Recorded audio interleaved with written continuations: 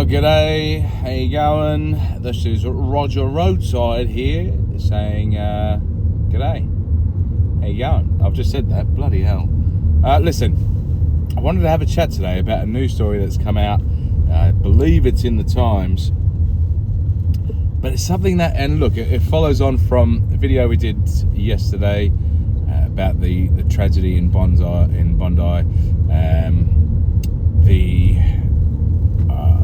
I guess this is a funky little intersection here. But look, it follows on from the tragedy in Bondi, and it's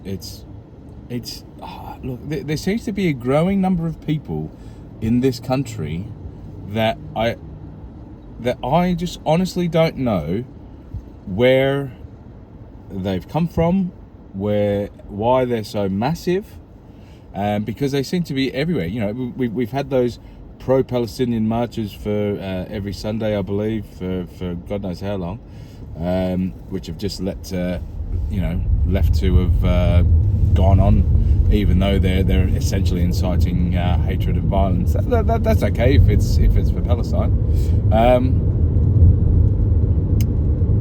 But I don't know where the masses of these people have come from, because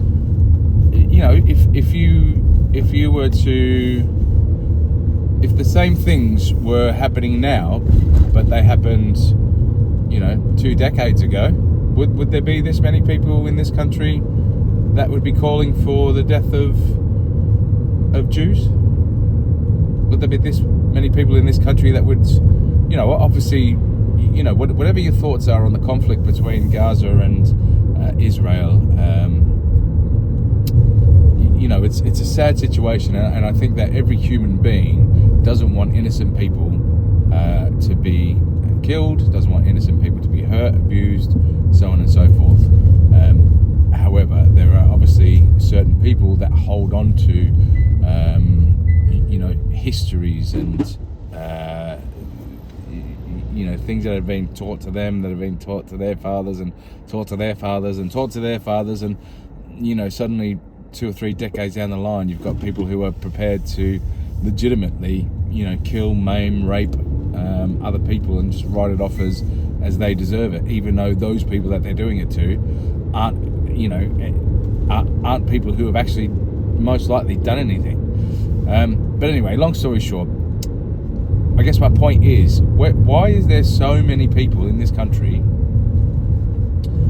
that are in support of a terrorist action, a terrorist cause? How did it get to this?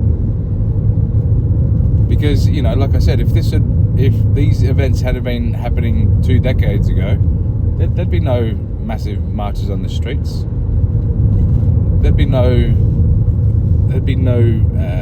sickening situations like we've just had come out after, I think 24 hours, maybe 48 hours after a tragic event that happened in Australia, where 16 people lost their lives. A 10-year-old girl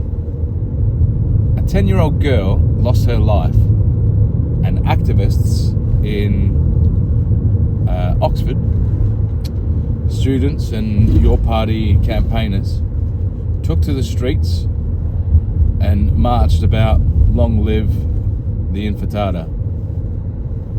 A 10-year-old girl, Matilda was her name. A 10-year-old girl. And these, I really struggle to even call them people. But, and look, part of me feels really sorry for them. Part of me feels, anyone who, look,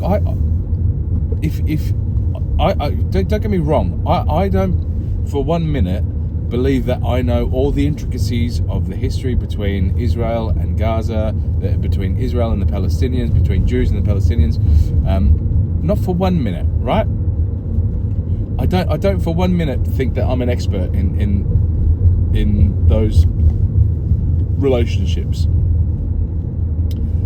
I don't know what who's right, who's wrong. I know that if you listen to both sides, you'll have instances whereby people on one side will say, you know, we've been oppressed and we've been abused and we've been killed and we've been maimed and all this sort of stuff. And then if you listen to the other side, they'll say exactly the same thing. Now, so for me, I revert back to going, no innocent person should ever die, and it's a horrific thing that an innocent person dies because of someone else's ideology or beliefs or anything like that, whereby they believe that by doing that, either, I don't know, they go off to some sort of bloody paradise where they've got, you know, X amount of virgins. They're probably, let's face it, they're probably after like 12-year-old virgins, because they're probably a pedo. But, you know, it's a 10-year-old girl, Matilda. What did Matilda have to do with what role did she play in with regards to the relationship between Israel and Gaza? What did she do to Palestinian people? To be honest, I'm not even sure if she was Jewish. She might have been Jewish because it was a Jewish event, but there was quite a few people there from, you know, Australia's a multicultural place. What did Matilda do to deserve?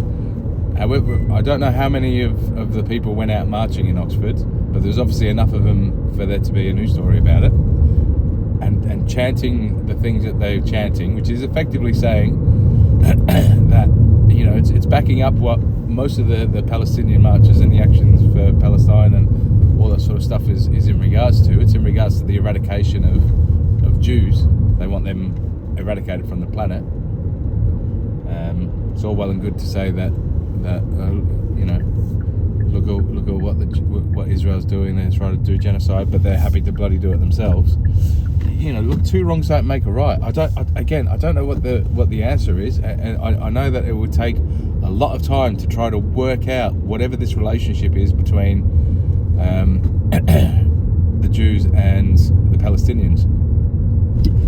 But again, I go back to my original statement of like, why are there so many people over here that give this so much, or that have committed to this so much? They can't all be Palestinians. Palestine's a relatively small place. We can't have thousands upon thousands of Palestinians just in the UK, can we? I mean, I don't know, maybe we can. I know our borders have been, you know, basically non-existent for the last decade. So look, we probably do have a load of Palestinians in here. But I don't know, there's when I look at some of the marches and I look at some of the protests and I look at some of the people that are fighting on that side of the fence, look, if I'm being stereotypical and you're going just by the colour of a book, or the cover of a book, I should say, there's a lot of people that don't necessarily give the impression that they're from Middle Eastern sort of backgrounds, but they're fighting on that side. Why is there such a commitment to this? How is there such a commitment to this? Those are the questions that need to be asked. Why are there so many people who aren't from Middle Eastern heritage who are fighting for Palestinians? I'm not saying that, mate. I'm not saying that perhaps it's not a just cause. I'm not saying that that it's not a nice thing to do to fight for other people. You know, if something bad was happening to Filipinos, you know, and I felt strongly about it, then, you know, I'd fight for them. But you know, I'd need to really see the full evidence that something's going on. I need to really know a lot about it to get to the point where I actually go down and protest about it, let alone go down and call for violence and call for the eradication of a race of people. So I just don't know how we got to this. And you know, one of the other funny, look, if you've made it this far into the video, one of the 3 people that have watched this, thank you very much for making it this far. one of the interesting things, and look, I might do another video about this because I think it probably deserves to have its own video, but Sadiq Khan yesterday tried to cancel the Jewish vigil.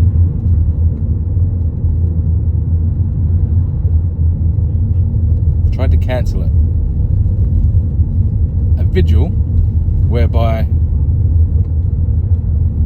I don't know, where 16 people lost their lives, and probably well over 30 or 40 people, I think from memory, don't quote me, but I know there was a lot that were seriously injured and hurt,